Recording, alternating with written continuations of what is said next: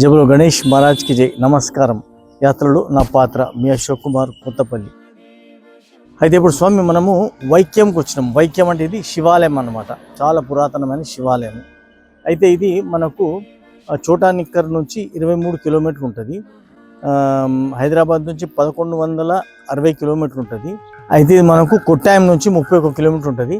అయితే bus stop పక్కకే ఉంటుంది, బస్ స్టాప్ పక్కకే ఉందన్నమాట. ఇది మంచిగా రావచ్చు. అయితే ఇక్కడ మీకు లాడ్జులు ఇటువంటి ఉండాలంటే, తర్వాత మీరు ఇక్కడికి రావాలంటే కొట్టాయంలో ట్రైన్ దిగి ట్రైన్ మరి కొట్టాయం నుంచి అడిగించి బస్సులో కానీ క్యాబ్లో కానీ రావచ్చు. లేదంటే డైరెక్ట్ హైదరాబాద్ నుంచి కార్ తీసుకొని రావచ్చు, అది మన ఇష్టం. అయితే ఇక్కడ ఉండడానికి కొద్దిగా లాడ్జులు గిట్లా దొరుకుతాయి. అదే రేట్ చెప్తే కదా, 1500 నాన్ ఏసీ, ఏసీ 2000 దాకా ఉంటుంది. మనకి ఎట్లా వీలుంటే అలా చేసుకోవచ్చు. నడవండి, ఇంకా చెప్తా లోపల.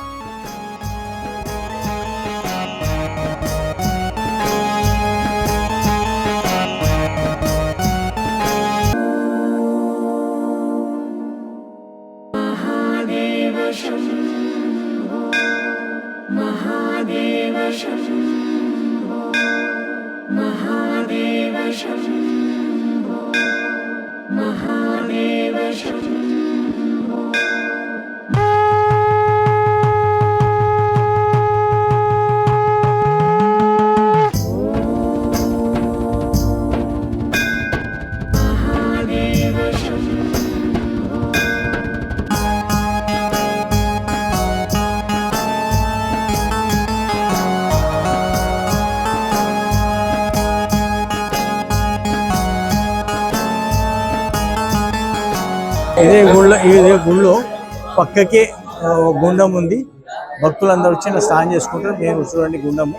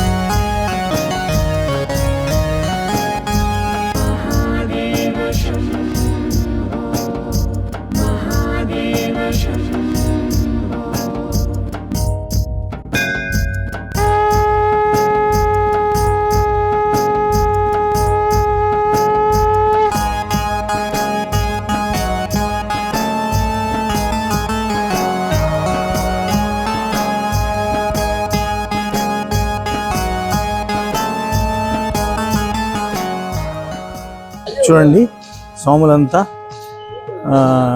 ఇక్కడ దర్శనం చేసుకొని శబరిమలకి వెళ్తారనమాట.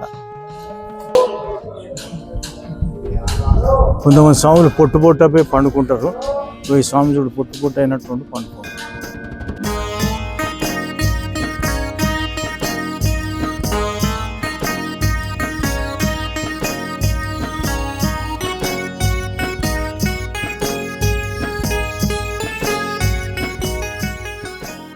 అయితే స్వామి ఇది కేరళలోని అతి ముఖ్యమైన ఆలయం అంటారు అన్నమాట ఇది.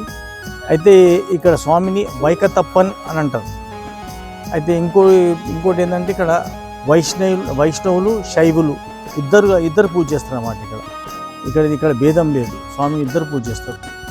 చాలా పురాతనమైన టెంపుల్. మళ్ళీ చెప్తారండి.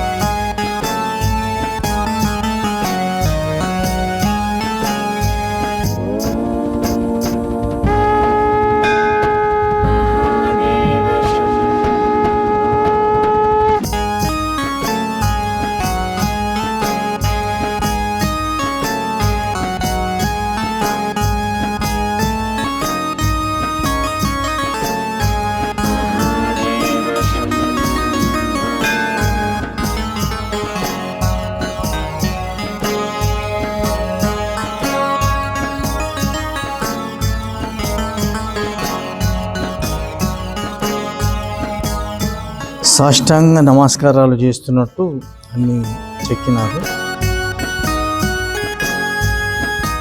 స్వామి, ఈ ఆలయము కేరళలోని అతి ప్రాచీనమైన ఆలయం, చాలా పురాతనమైన ఆలయం. అంటే త్రేతాయుగం నాటి ఆలయం అంటే ఇది, శాసనాలు చెప్తున్నాయి. అయితే ఇక్కడ పక్కకి ఎట్టిమానూర్ అని, మళ్ళీ కడతుర్తి అని ఇంకా రెండు శివాలయాలు. అయితే ఈ శివాలయం ఆ మూడు దర్శనం చేసుకొని మంచిగా పూజలు చేసుకుంటే కోరిన కోరికలు టక్కుమనైపోతాయంట. ఇది చాలా ఇంపార్టెంట్ ఇక్కడ. కాబట్టి అందరు రాండి, అన్ని దర్శనాలు చేసుకోండి, ధన్యం కాండి. నాడు ఇంకేమో చూద్దాం.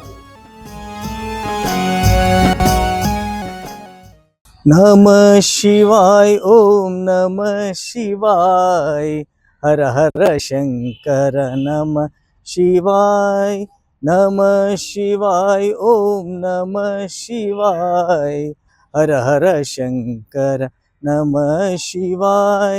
గంగాధరాయ శివ గంగాధరాయ, హర హర శంకర నమః శివాయ.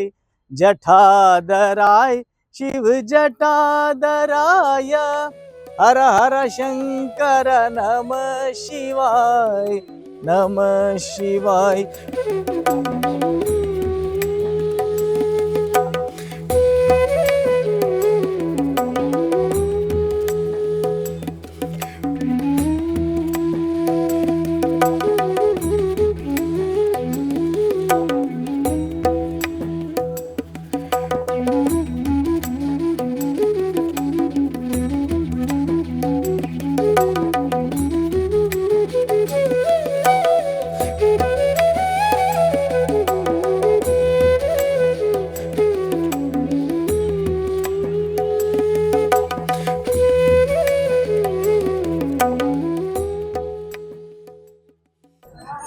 అయితే ఇదే ఏరియాలో శివుడు స్వామి వైఖరపద మహర్షిని చంపిండనమాట.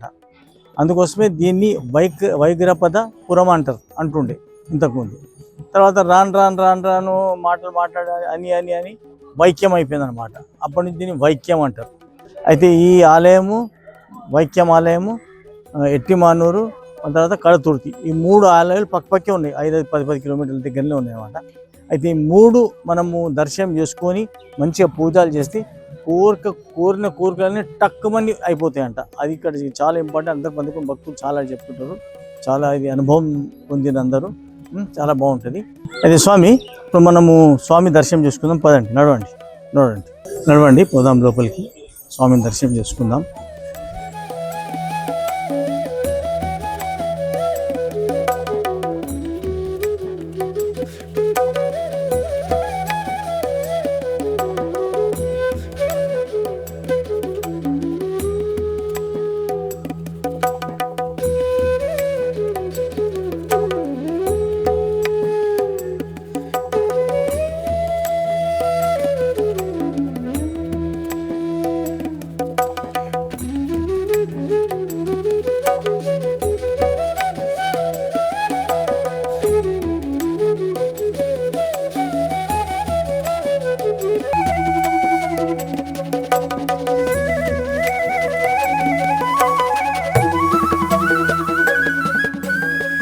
స్వామి బ్రహ్మాండమైన దర్శనం అయింది. అయితే ఇప్పుడు ఇంతటితో ఇక్కడ అయిపోయింది. తర్వాత మనం నెక్స్ట్ ఇక్కడ నుంచి ఎక్కడ వెళ్దాం, భగవంతుని ఇష్టం. నడవండి పోదాం, నడవండి.